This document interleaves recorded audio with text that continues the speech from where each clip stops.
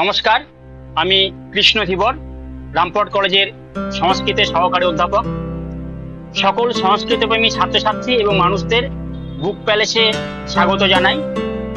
আজকে যে বইটি নিয়ে কথা বলবো সেটি হলো ভাষাসর্বজ্ঞ ও ন্যায়সার। বইটির লেখিকা বিশ্বভারতীর খ্যাতনামা অধ্যাপিকা মাননীয়া ললিতা চক্রবর্তী মহাশয়া। ভাষাসর্বজ্ঞ এই বইটি লিখেছিলেন নবম দশম শতকে। ন্যায়শাস্ত্রের একটি যুক্তিপূর্ণ এবং প্রাঞ্জল ভাষায় রচিত গ্রন্থ। এই বইটি অধ্যাপিকা ললিতা চক্রবর্তী মহাশয়া লিখেছেন 2012 সালে।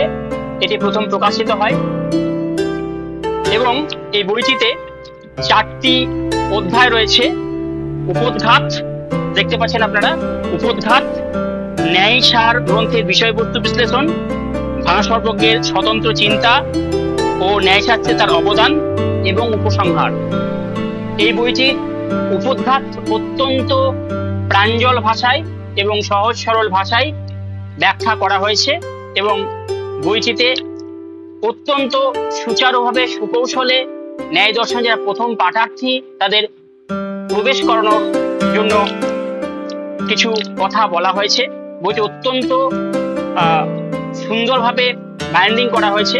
এই বইটি পাওয়ার জন্য আপনারা বুক প্যালেসে যোগাযোগ করুন। নমস্কার।